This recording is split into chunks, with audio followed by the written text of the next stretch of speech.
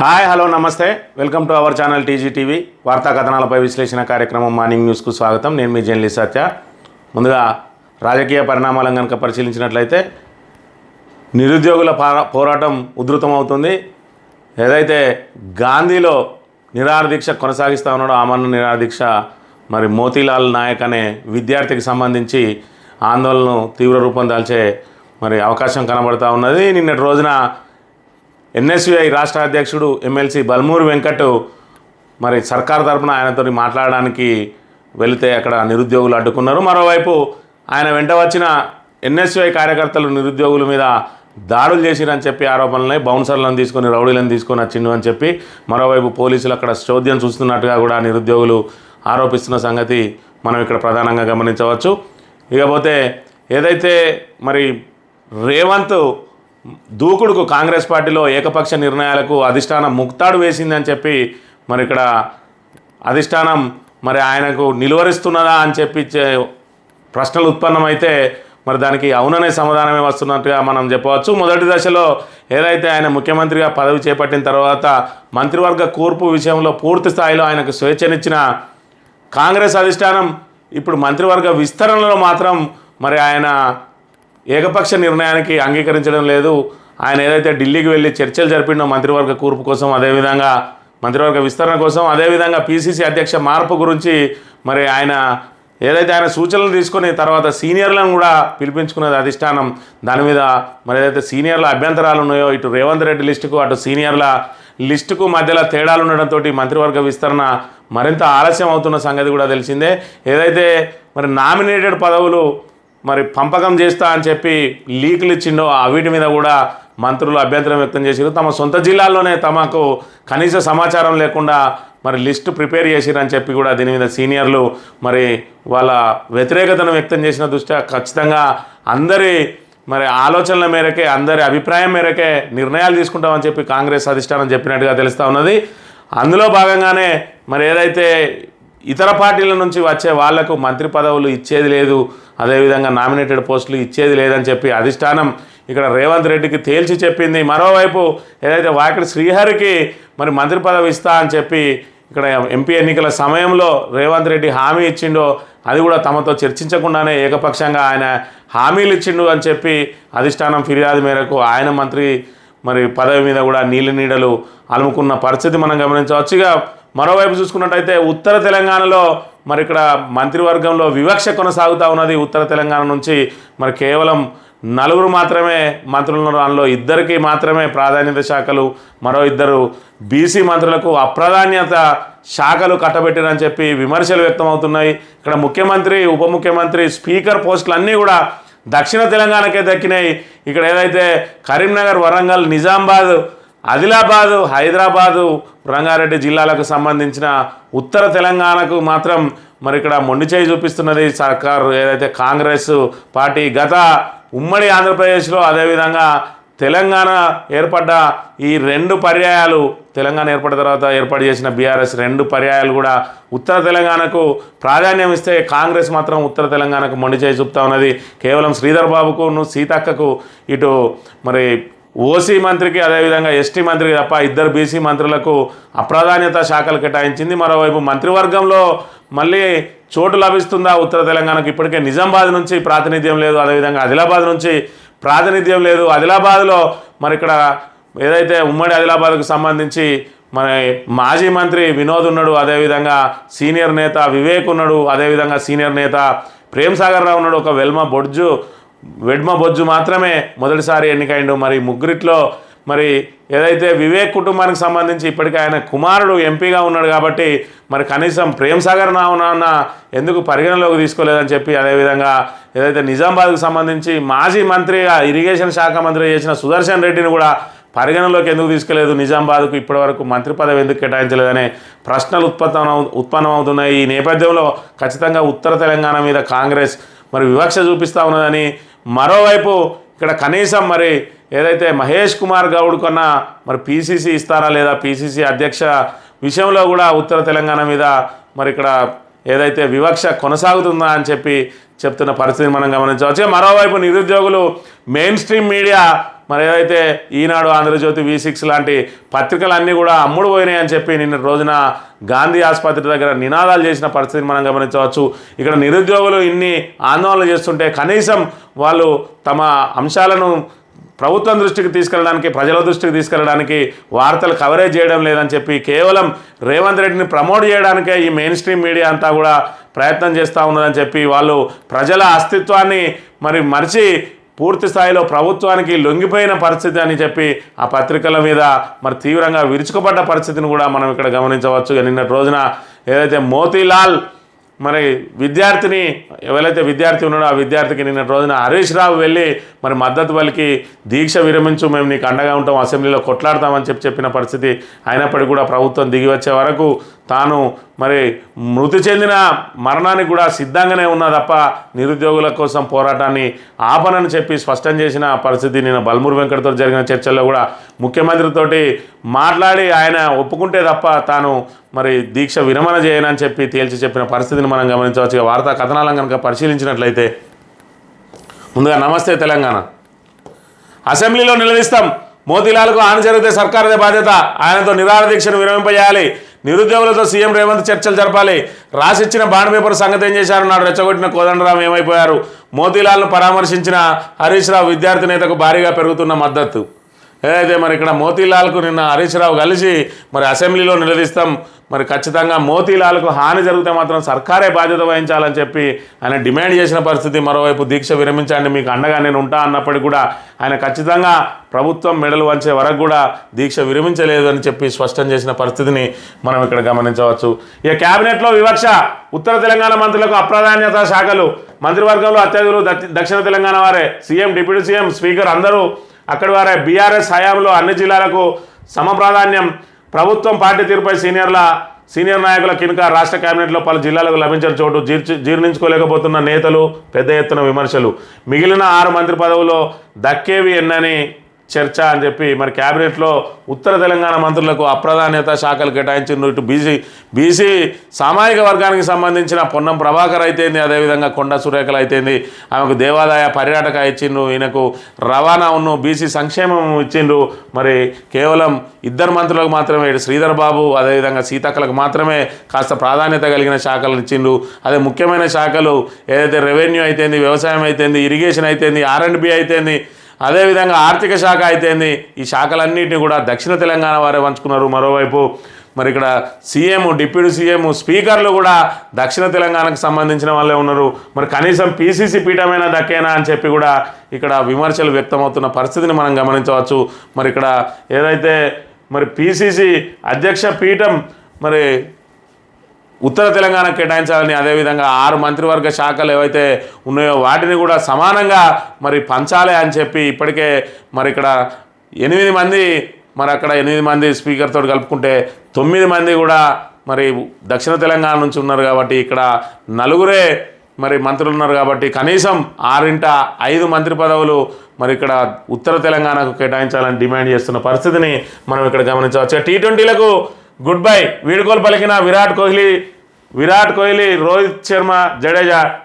T20 ప్రపంచ cup కల సాకారంతో retirement, tourney గెలిచిన టీమిండియాకు 125 కోట్లు బంపర్ బొనాంజా ప్రకటించిన BCCI అని చెప్పి మరి ఏదైతే మొన్నటి రోజున మరి T20 ప్రపంచ కప్ను 2వ కైవసం చేసుకున్నదో మరి ఆ కైవసం చేసుకుని కళ నెరవేరిన సందర్భంగా ఇక్కడ సీనియర్ క్రికెటర్లైన రోహిత్ శర్మ, అదేవిధంగా విరాట్ కోహ్లీ, అదేవిధంగా జడేజాలు మరి నూతన ఏదైతే యువ క్రికెటర్లకు మరి అవకాశం కల్పించే ఉద్దేశంతో మరి ఇక్కడ రిటైర్మెంట్ ప్రకటించారు. T20లకు గుడ్ బై చెప్పిండ్రు. ఇక T20 మ్యాచ్లు ఆరంభం అని చెప్పి మరి కొత్త వారికి అవకాశం కల్పించడం కోసం వాళ్ళు తప్పుకున్న పరిస్థితి. మరోవైపు ఏదైతే ప్రతిష్టాత్మకమైన T20 ప్రపంచ కప్ను గెలుచుకున్నదో మరి ఇండియా జట్టుకు 125 కోట్లు మరి BCCI ఇక్కడ నజరానగా ప్రకటించిన అంశాన్ని కూడా మనం ప్రధానంగా గమనించవచ్చు. రేవంత్ రెడ్డికి ముక్కుతాడు, ఏకపక్ష నిర్ణయాలకు బ్రేక్, నెగ్గిన సీనియర్ల మాట, వలస నేతలకు మంత్రి పదవులు వద్దన్న అధిష్టానం, నామినేటెడ్ పోస్టుల్లోనూ సొంత నిర్ణయాలు చెల్లెవు, ఓడిపోయిన వారికి పదవులు ఇవ్వడం ఉండదు, PCC మంత్రివర్గ విస్తరణలోనూ సీనియర్ల ముద్ర అని చెప్పి ఏదైతే మరి మొదటిసారిగా ఏదైతే మంత్రివర్గం కూర్పు జరిగిందో అది పూర్తిగా కూడా రేవంత్ రెడ్డి మరి స్వయంగా ఆయన నిర్ణయాలను ఇక్కడ అధిష్టానం గౌరవించింది అని చెప్పి ఆయన సూచించిన వారికి మాత్రమే మంత్రివర్గం కూర్పులో అవకాశం కల్పించింది. మరి ఇప్పుడు ఏదైతే ఆయన మీద ఏకపక్ష నిర్ణయాల మీద సీనియర్లు మరి విముఖత వ్యక్తం చేస్తూ ఉన్నారో దాంతో మొన్నటికి ఏదైతే ఎంపీ ఎలక్షన్ల ముందు మరి ఇక్కడ మంత్రివర్గాలకు సంబంధించి మరి మంత్రి పదవులు ఇస్తా అని ఆయన ఏకపక్షంగా ఇటు ఇతర పార్టీలకు సంబంధించి దానం నాగేంద్రన్ అయితేంది, అదేవిధంగా పోచారం శ్రీనివాసరెడ్డి కూడా మంత్రి పదవులు ఆశ చూపి పార్టీలో చేర్చుకున్న పరిస్థితి. మరోవైపు ఇక్కడ ఏదైతే మరి ముదిరాజులకు మరి మంత్రి పదవి ఇస్తా అని చెప్పి అక్కడ రాజగోపాల్ రెడ్డికి మంత్రి పదవి ఇస్తా అని చెప్పి కూడా ఆయన స్వయంగా మరి ప్రకటించుకున్న పరిస్థితి. ఈ నేపథ్యంలో సీనియర్లు అందరూ కూడా మరి ఆయన నిర్ణయాలను వ్యతిరేకిస్తూ ఉన్నారు. రేవంత్ రెడ్డి ఏకపక్ష నిర్ణయాలు తీసుకుంటూ ఉన్నారు. కాంగ్రెస్లో అంతర్గత ప్రజాస్వామ్యానికి దెబ్బతీస్తూ ఉన్నాడు. ఏదైతే ఎంపీ ఎలక్షన్ల ముందు కార్పొరేషన్ చైర్మన్లను మరి లిస్ట్ అవుట్ చేసిండో ఆ లిస్టులో కనీసం తమతో చర్చించకుండానే తమ జిల్లాలకు సంబంధించిన వారికి కూడా కార్పొరేషన్ చైర్మన్లను మరి ఏకపక్షంగా నిర్ణయించిండ్రు. వాటిని కూడా ఆపేయాలని చెప్పి ఏదైతే సీనియర్లు సూచించిండ్రో ఆ సీనియర్ల డిమాండ్ మేరకు అధిష్టానం తలొగ్గింది. ఖచ్చితంగా బయట నుంచి వచ్చిన వాళ్లకు మంత్రి పదవులు ఇవ్వడమని స్పష్టం చేసింది. అదేవిధంగా ఓడిపోయిన వాళ్ళకు కూడా మరి నామినేటెడ్ పోస్టులు ఇవ్వమని చెప్పడంతో ఏదైతే రేవంత్ రెడ్డి మాట ఇచ్చిండో వాటన్నిటి కూడా బ్రేకులు పడ్డట్టుగా మనం ఇక్కడ గమనించవచ్చు. దాంతో మరి రేవంత్ రెడ్డికి ముకుతాడు అని చెప్పి ఇక్కడ ప్రధానంగా ప్రచురించింది. రాహుల్ గాంధీ 2 లక్షల ఉద్యోగాలేవి, జాబ్ క్యాలెండర్ హామీ ఏమైంది, బీఆర్ఎస్ వర్కింగ్ ప్రెసిడెంట్ కేటీఆర్ అని చెప్పి మరి రాహుల్ గాంధీ స్వయంగా మరి ఇక్కడ తెలంగాణకు వచ్చి ఆయన ప్రకటించిన పరిస్థితి. అసెంబ్లీ ఎన్నికలకు ముందు మరి ఇక్కడ ఏదైతే నిరుద్యోగులకు సంబంధించి 2 లక్షల ఉద్యోగాలు మొదటి సంవత్సరంలో ఇస్తామని, అదే మెగా డిఎస్సి మరి మొదటి క్యాబినెట్ మీటింగ్లోనే సంతకాలు చేస్తారని చెప్పి హామీ ఇచ్చిండు. మరి అవి ఏమైనాయి అని చెప్పి నిన్నటి రోజున కేటీఆర్ ఆయన ప్రశ్నించిన పరిస్థితికి సంబంధించిన అంశాన్ని ఇక్కడ గమనించవచ్చు. కాంగ్రెస్ నేతల అడ్డగింత, గాంధీలో ఎమ్మెల్సీ బల్మూరికి చుక్కెదురు, విద్యార్థి నేతలు నిరుద్యోగుల నిరసన, చర్చలు విఫలం, మెత్తబడని మోతీలాల్ సీఎంతో భేటీకి ఒప్పించాలని డిమాండ్. ఏదైతే నిన్న రోజున బల్మూరి వెంకట్ వచ్చిండో ఆయన అక్కడ నిరుద్యోగులందరూ కూడా పూర్తి స్థాయిలో అడ్డగించిన పరిస్థితి. ఈ నేపథ్యంలో ఆయన వెంట వచ్చిన ఎన్ఎస్యుఐ కార్యకర్తలు అదేవిధంగా మరి కొంతమంది బౌన్సర్లు కూడా వీళ్ళ మీద దాడులు చేసిరని కూడా ఆరోపణలు వెలువడుతున్న పరిస్థితిని మనం ఇక్కడ ప్రధానంగా గమనించవచ్చు. ఆర్మీ నేవీ చీఫ్లుగా క్లాస్మేట్స్, దేశ మిలిటరీ చరిత్రలో ఇదే తొలిసారి సైనిక్ స్కూల్లో కలిసి చదువుకున్న ఉపేంద్ర ద్వివేది, దినేష్ త్రిపాఠి అని చెప్పి ఇదే ఆర్మీ నేవీ మరి చీఫ్లుగా కొత్త వాళ్ళు ఎవరైతే ఎన్నికైనరో వాళ్ళ పదవి విరమణతోటి కొత్త వాళ్ళని ఎంపిక చేసిండ్రు. ఇద్దరు ఎంపికైన ఉపేంద్ర ద్వివేది అదేవిధంగా దినేష్ త్రిపాఠి ఇద్దరు కూడా క్లాస్మేట్లు కావడం ఇక్కడ ప్రధానంగా గమనించవలసిన అంశం. ఇద్దరు కూడా సైనిక్ స్కూల్స్ నుంచి వచ్చిన వాళ్ళే. దాంతో ఇద్దరికి కూడా ఇక్కడ ఇద్దరు క్లాస్మేట్లు కావడం మరి ఒక రకంగా మరి ఇది దేశ చరిత్రలో ప్రప్రథమంగా జరిగిందని చెప్పి చెప్తున్న పరిస్థితి. ప్రైవేట్కు ఢిల్లీ తెలంగాణ టవర్ 24 అంతస్తుల నిర్మాణానికి 500 కోట్ల ఖర్చు, ప్రైవేటు డెవలపర్కు అప్పగించే అంశం పరిశీలన, స్టార్ హోటళ్లతో ప్రభుత్వం సంప్రదింపులు అని చెప్పి ఏదైతే మనకు మరి విభజన అనంతరం విభజన హామీల ప్రకారం మనకు తెలంగాణ భవన్ ఏదైతే కేటాయించిండ్రో ఢిల్లీలో అక్కడ 500 కోట్లతోటి తెలంగాణ టవర్ నిర్మిస్తామని దాని అంతరి కూడా మరి నిర్మాణ ప్రక్రియ అదేవిధంగా నిర్వహణ ప్రక్రియను స్టార్ హోటళ్లకు అప్పగించడానికి సంప్రదింపులు జరుగుతున్నాయని చెప్పి ఇక్కడ ప్రధానంగా ప్రచురించింది. ఆటో యాప్ ఇంకెప్పుడు టీ యాప్ ద్వారా ప్రత్యేకంగా రూపొందిస్తామన్న సీఎం రేవంత్. 6 నెలలు గడుస్తున్నా ఇంకా మొదలు కాని కసరత్తు, డ్రైవర్లను ఆదుకుంటామన్న హామీ అమలు కాని వైనం. రాష్ట్ర వ్యాప్తంగా నిరసనలకు సిద్ధమైన వివిధ సంఘాల డ్రైవర్లు.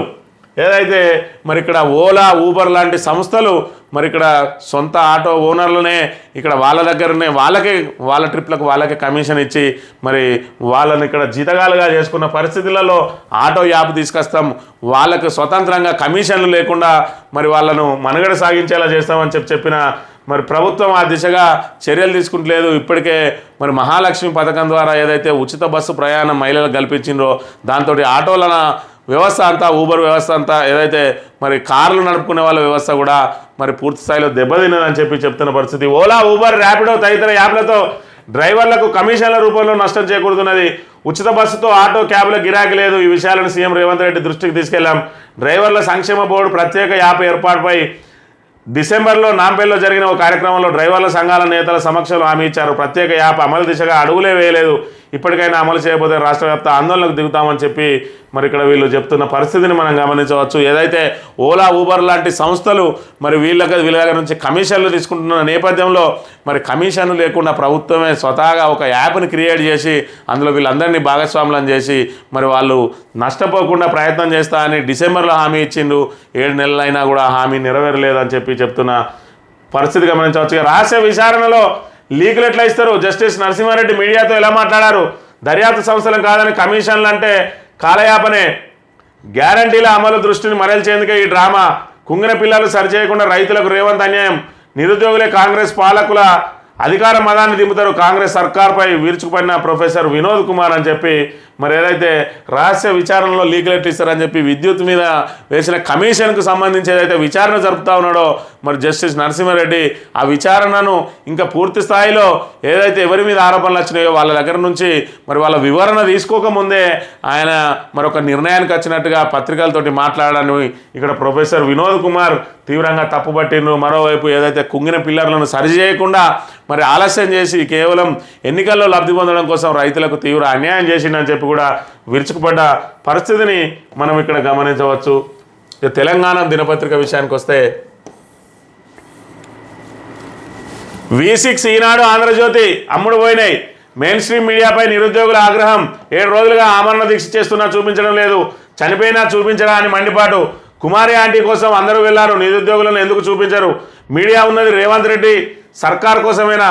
సర్కార్ మీడియా దుమ్ము దులిపిన నిరుద్యోగులు, వద్దురా నాయన రేవంత్ తొత్తు మీడియా అంటూ నినాదాలు, తమ వార్తలు కవర్ చేయాలంటూ చేతులెత్తి మొక్కిన నిరుద్యోగులు గాంధీ హాస్పిటల్ దగ్గర ఘటన అని చెప్పి ఏదైతే మరి ఇక్కడ ప్రధానంగా మీడియా మెయిన్ స్ట్రీమ్ మీడియాగా కొనసాగుతూ ఉన్నాయో మరి ఆంధ్రజ్యోతి అయితేంది, ఈనాడు అయితేంది, మరి అదేవిధంగా తెలంగాణ కోసమే ఆవిర్భవించిందని చెప్పుకుంటున్న ఈ వివేక్ వెంకటస్వామికి సంబంధించిన V6 మరి అదేవిధంగా వెలుగు దినపత్రికలు కూడా మరి మెయిన్ స్ట్రీమ్ మీడియాగా ఉండి కనీసం నిరుద్యోగులకు సంబంధించిన అంశాలను కవర్ చేయడం లేదు, ప్రజల దృష్టికి ప్రభుత్వం దృష్టికి తీసుకెళ్లడం లేదు, మరి వాళ్ళ కనీస మరి స్పేస్ కూడా ఇవ్వడం లేదని చెప్పి నిన్నటి రోజున తీవ్రంగా ఆందోళన చేసిర్రు. అదేవిధంగా ఈ మెయిన్ స్ట్రీమ్ మీడియాకు సంబంధించి వ్యతిరేకంగా నినాదాలు కూడా చేసిన పరిస్థితి గాంధీ ఆసుపత్రి దగ్గర. ఒకవైపు మోతీలాల్ మరి ఆరోగ్యం క్షీణిస్తూ ఉన్నది, మరి ఆయన నిరాహార దీక్షకు సంబంధించి ఆమరణ నిరాహార దీక్షకు సంబంధించి వార్తా కవరేజీలు ఇవ్వడం లేదు, ఒకవేళ చనిపోయినా కూడా ఇయ్యరా అని చెప్పి వీళ్ళ మీద ఆగ్రహం వ్యక్తం చేసిండ్రు. మీడియా అంటే ప్రజల పక్షాన ఉండాలి, పేదలు నిరుద్యోగులు ఇలా అన్ని వర్గాల ప్రజల గొంతుకై నిలబడాలి, ప్రభుత్వాలు తప్పు చేస్తే ప్రశ్నించాలి, అప్పుడే ప్రజలు కూడా మీడియాకు అనుకూలంగా నిలబడతారు. కానీ రాష్ట్రంలో పరిస్థితి పూర్తి భిన్నంగా తయారైంది. ప్రధాన మీడియాగా పేరున్న ఛానళ్ళు పేపర్లకు ప్రజల నుంచి తీవ్ర వ్యతిరేకత వస్తుంది. ప్రజల పక్షాన ఉండాల్సిన మీడియా సర్కార్కు అమ్ముడుపోయిందని నిరుద్యోగులు ఆరోపిస్తున్నారని చెప్పి ఇక్కడ ప్రధానంగా ప్రచురించింది. మరి నిరుద్యోగులు ఆరోపిస్తున్నార అంశాన్ని మనం ఇక్కడ ప్రధానంగా మరి ప్రధాన మీడియాను ఒకసారి పరిశీలించి చూద్దాం. ఇక్కడ ఏదైతే మరి 7-8 రోజులుగా మోతీలాల్ అక్కడ మరి 9వ రోజుకు చేరుకున్నది. మరి మోతీలాల్ ఆమరణ నిరాహార దీక్ష చేస్తూ ఉన్నాడు, నిరుద్యోగులు ఆందోళన బాట పట్టిండ్రు. మరి అంతటా కూడా బయటకు వచ్చి వాళ్ళు నిరసనలు తెలియజేస్తూ ఉన్నారు, ముఖ్యమంత్రి ఇంటిని కూడా ముట్టడిస్తున్నారు. ఏ అంశం కూడా ఇక్కడ ఏదైతే మరి ఇక్కడ కాంగ్రెస్ తాబేదార్ పత్రిక ఉన్నదో ఆంధ్రజ్యోతి, ఈ ఆంధ్రజ్యోతిలో చూసుకున్నట్టయితే మొదటి పేజీ అంతా కూడా ఎక్కడ కనీస కవరేజ్ లేని అంశాన్ని మనం ఇక్కడ గమనించవచ్చు. దీని మొత్తం పూర్తి స్థాయిలో చూసుకున్నట్టయితే ఇక్కడ ఆంధ్రజ్యోతి అయితేంది, అదేవిధంగా ఈనాడు దినపత్రిక అయితేంది, ఈనాడులో కూడా నిరుద్యోగులకు సంబంధించిన అంశాన్ని చిన్న కూడా ఇక్కడ వేయని పరిస్థితిని మనం ఇక్కడ గమనించవచ్చు. V6 మీడియా అని చూసుకున్నా కూడా మరి ఇది ప్రత్యేకంగా తెలంగాణ కోసమే పుట్టింది, తెలంగాణ ప్రజలకు మరి వెన్నుదన్నుగా ఉంటా అని చెప్పిన పత్రిక కనీసం ఆయన నిరాహార దీక్షకు సంబంధించి కానీ నిరుద్యోగుల ఆందోళనలకు సంబంధించిన అంశాన్ని కానీ ఒక్క చిన్న స్పేస్ కూడా ఇయ్యని పరిస్థితిని మనం గమనించవచ్చు. ఈరోజు నిరుద్యోగులు మరి ఇక్కడ ఏదైతే మెయిన్ స్ట్రీమ్ మీడియా మీద విరుచుకుపడతా ఉన్నారో మరి వాళ్ళ ఆందోళనలో న్యాయం ఉన్నది, వాళ్ళ ఆక్రోశంలో న్యాయం ఉన్న అంశాన్ని మనం ఇక్కడ గమనించాలి. ప్రధానంగా ఈ ఆంధ్ర మీడియా అంతా కూడా తెలంగాణ మీద విషం కక్కడానికి రేవంత్ రెడ్డిని అడ్డం పెట్టుకొని ఇక్కడ తెలంగాణ అస్తిత్వాన్ని దెబ్బతీయడానికే ప్రయత్నం చేస్తున్నాయి తప్ప తెలంగాణ ప్రజల సమస్యల మీద వీటికి మమకారం ఉండదనే అంశాన్ని మనం ఇక్కడ ప్రధానంగా గమనించవచ్చు. ఏదైతే ఆంధ్ర మీడియా, దాంతోపాటు ఇక్కడ ఏదైతే వివేక్ వెంకటస్వామికి సంబంధించిన మరి వెలుగు పత్రిక ఉన్నదో ఆ వెలుగు పత్రిక కూడా ఇక్కడ పూర్తి స్థాయిలో ఆయన కాంగ్రెస్ పార్టీకి సంబంధించిన వ్యక్తి కాబట్టి పూర్తిగా కాంగ్రెస్ అనుకూల వార్తలు తప్ప ఆయన ప్రజల సమస్యలను ప్రభుత్వ దృష్టికి తీసుకెళ్ళడానికి కనీసంగా మరి అక్కడ ఆందోళనను చిన్నగా ఒక 2 లైన్ల వార్త కూడా ప్రచురించడానికి సిద్ధపడలేదనే అంశాన్ని మనం ఇక్కడ గమనించవచ్చు. గాంధీలో కాంగ్రెస్ రౌడీయిజం, నిరుద్యోగులపై ఎన్ఎస్యుఐ నాయకులు కార్యకర్తలు దాడి, రౌడీలు బౌన్సర్లతో దాడి చేయించారన్న నిరుద్యోగులు, యువకుల గొంతు పిసుకుతూ పిడిగుద్దులు, చూస్తూ ఉండిపోయిన పోలీసులు, మోతీలాల్ను పరామర్శించేందుకు వచ్చిన బల్మూరి మానవతారాయ్, రాత్రి 10 గంటల తర్వాత గాంధీకి కాంగ్రెస్ నేతలను అడ్డుకొని నిలదీసిన నిరుద్యోగులు అని చెప్పి ఇక్కడ ఏదైతే మరి ఇక్కడ మానవతా రాయిని నిలదీస్తున్న అంశం, అదేవిధంగా నిరుద్యోగులపై కాంగ్రెస్ కార్యకర్తలు ఏ విధంగా దాడికి పాల్పడుతున్నారనే ఒక ఫోటోను ప్రచురించింది. అదేవిధంగా నిరుద్యోగులను చెదరగొడతా ఉన్నారు పోలీసులు, దానికి సంబంధించిన అంశాన్ని ఇక్కడ ప్రధానంగా ప్రచురించింది. ఏదైతే మరి ఇక్కడ ఆమరణ నిరాదీక్ష చేస్తూ ఉన్నాడు, మరోవైపు ఆసుపత్రి బయట నిరుద్యోగులు ఆందోళన కార్యక్రమాలు చేస్తూ ఉన్నారు. మరి దీనికి ఏదైతే వాళ్ళ సమస్యను పరిష్కరించాల్సిన ప్రభుత్వం మరి పట్టించుకోవడం లేదని, అదేవిధంగా విద్యార్థుల సమస్యల మీద పదవులు పొందిన ఇటు బల్మూరి వెంకట అయితేంది, రేపు పదవిని ఆశిస్తున్న మరి కోదండరామ్ అయితేంది కనీసం పట్టించుకోవడం లేదనే విమర్శల నేపథ్యంలో నిన్న రోజున బల్మూరి వెంకట అక్కడ ఆసుపత్రికి వచ్చిండు. ఆయనను అడ్డుకుంటున్న నేపథ్యంలో మరి ఎన్ఎస్యుఐ కార్యకర్తలు, రౌడీలు, బౌన్సర్లు అందరూ కూడా దాడులు చేసిరని ప్రధానంగా ఇక్కడ వార్తను ప్రచురించింది తెలంగాణ దినపత్రిక. ఇక రైతులకు ఫ్రీ కరెంట్ బంద్, అందుకే ఆదానికి అప్పగింత, రాష్ట్రంలో మోడీ ఆదాని విధానాలు, విద్యుత్ ప్రైవేటీకరణ కుట్రలు, ఓల్డ్ సిటీ వాళ్ళను అవమానిస్తున్నాడు సీఎం రేవంత్ తీరుపై జగదీష్ రెడ్డి ఆగ్రహం అని చెప్పి మరి రైతులకు ఫ్రీ కరెంటు బంద్ కాబోతా ఉన్నది రాబోయే రోజులలో.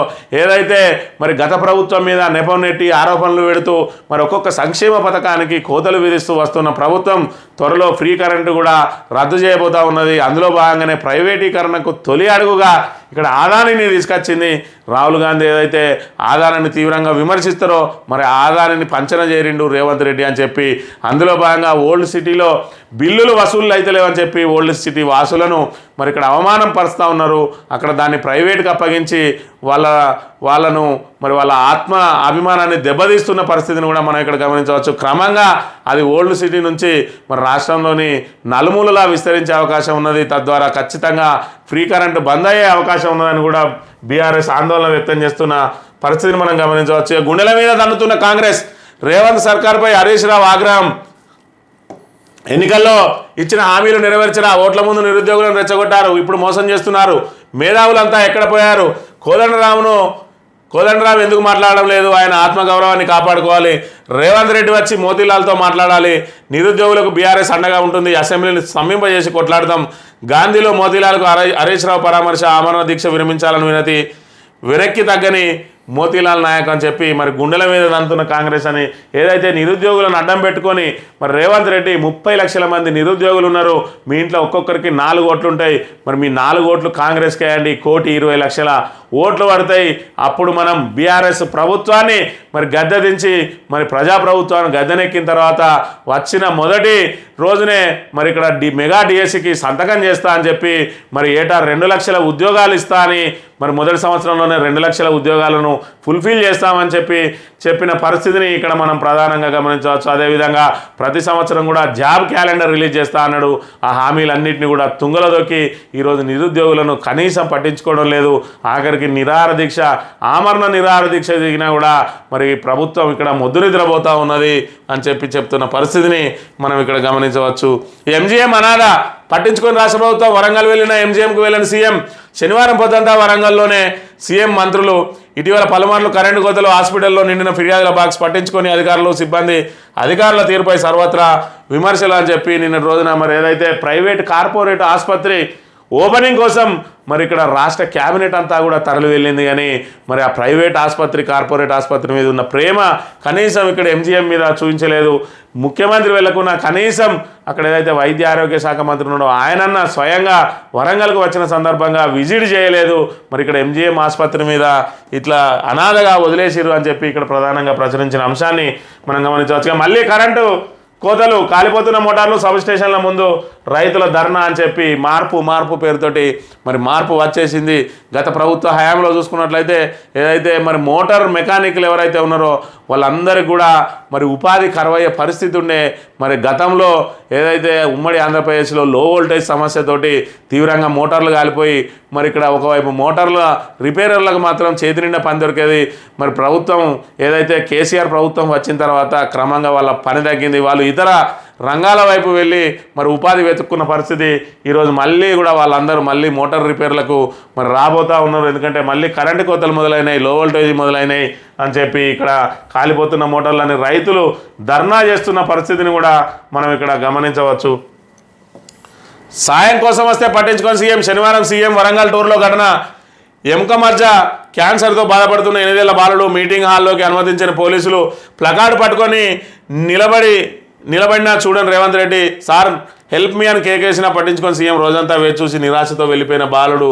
మరి ఈ బాలునికి సంబంధించి ప్రభుత్వం మరి ప్రజల కోసమే ఏర్పాటు చేసిన ప్రభుత్వం. రేవంత్ రెడ్డి చెప్పిన అంశం అయితే ఈ ఇనుప గేట్లు బారికేట్లు తనను కలవడానికి ఏవి అడ్డం ఉండయి, కానీ ఇక్కడ మరి మాటల్లో చెప్పిన మాటలకు మరి చేతులకు పొంతన జరగడం లేదు. ఇక్కడ పాపం మరి ఒక చిన్నారి బాలుడు ఇక్కడ తనకు ఎముక మధ్య క్యాన్సర్ ఉన్నదని చెప్పి రేవంత్ రెడ్డిని కలవడానికి వస్తే మరి కనీసం ఆయనకు అపాయింట్మెంట్ ఇప్పాల్సిన ప్రజాప్రతినిధులు కానీ పోలీసులు కానీ ఆయన అక్కడ నిలువరించిన పరిస్థితిని మనం గమనించవచ్చు. నిన్న రోజంతా అక్కడే మరి వేచి చూసినా కూడా కనీసం కనకరించలేదు. అటు ప్రజాప్రతినిధులు అంతేంది, ఇటు పోలీసులు అంతేంది, ఎవరు కూడా కనకరించిన పరిస్థితిని మనం గమనించవచ్చు. సాక్షి దినపత్రిక విషయానికి వస్తే ప్రజావాణి వినిపించదా, ప్రజా సమస్యల పరిష్కారంలో రెవెన్యూ యంత్రాంగం నిర్లక్ష్యం. సీఎం ప్రజావానికి వచ్చిన దరఖాస్తుల్లో 70% పైగా పెండింగ్. రాష్ట్ర వ్యాప్తంగా రెవెన్యూ సిబ్బందికి వెళ్ళిన దరఖాస్తులు 13,513, పరిష్కరించినవి 3,147 దరఖాస్తులే. సీఎం జిల్లాలోనూ ఇదే పరిస్థితి. హైదరాబాద్, హన్మకొండ, వరంగల్ పరిధిలో పరిష్కారం సున్నా. రంగారెడ్డి, మేడ్చల్ జిల్లాలోనూ భారీగా పేరుకుపోతున్న అర్జీలు. కలెక్టర్లు, తహసీల్దార్లు పట్టించుకోవడం లేదనే విమర్శలు.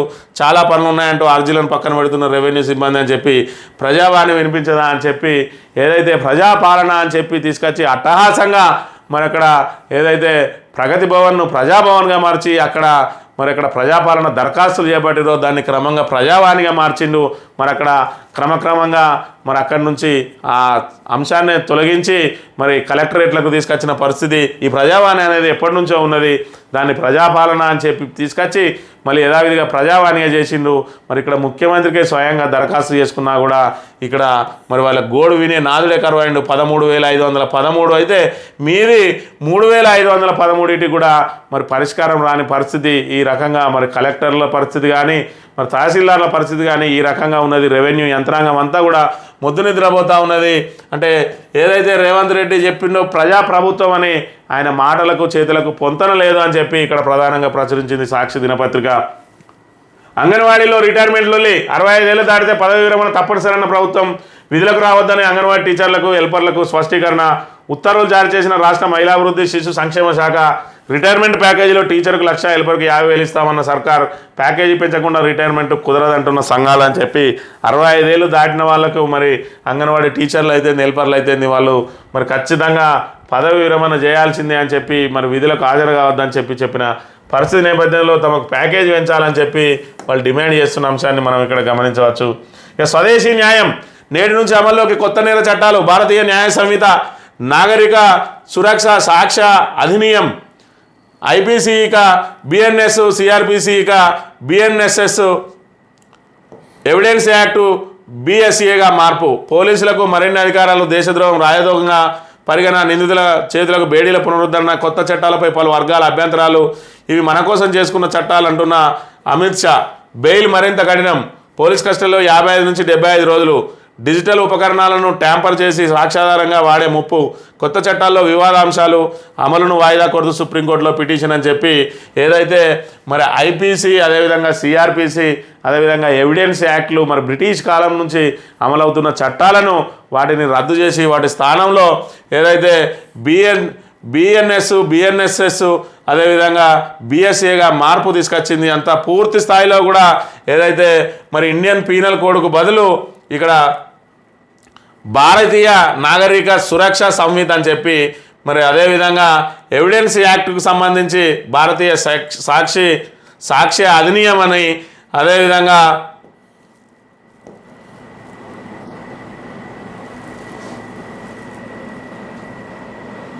భారతీయ న్యాయ సంహితగా మరి ఇక్కడ పీనల్ కోడ్ను, అదేవిధంగా సిఆర్పిసిని, అదేవిధంగా ఎవిడెన్స్ యాక్ట్ని కూడా మూడింటిని పూర్తి స్థాయిలో మార్చేసింది. అందులో భాగంగా 511 సెక్షన్లు ఏవైతే ఉన్నాయో వాటిని కూడా కుదించింది. కొన్ని సెక్షన్లకు సంబంధించి మరి కొన్ని శిక్షలకు మరి అక్కడ ఏదైతే ఇండియన్ పీనల్ కోడ్లో మరి వాటికి సంబంధించిన పూర్తి స్థాయి వివరణ లేవు, వాటన్నిటికి కూడా పరిష్కారం చూపించింది అని చెప్పి మరి ఇక్కడ బీజేపీ చెప్తా ఉన్నది. మరోవైపు నిందితులకు మరి కరడు కట్టిన వాళ్ళకు తప్ప మిగతా వాళ్ళకు ఏదైతే బేడీలు వేయొద్దని చెప్పి గతంలో వెసులుబాటు ఉన్నదో దాన్ని నిందితులకు బేడీలు వేసే విధంగా మళ్ళీ పోలీసులకు వెసులుబాటు కల్పించింది. అదేవిధంగా దేశద్రోహం దాన్ని మరి సుప్రీంకోర్టు పక్కన పెట్టింది.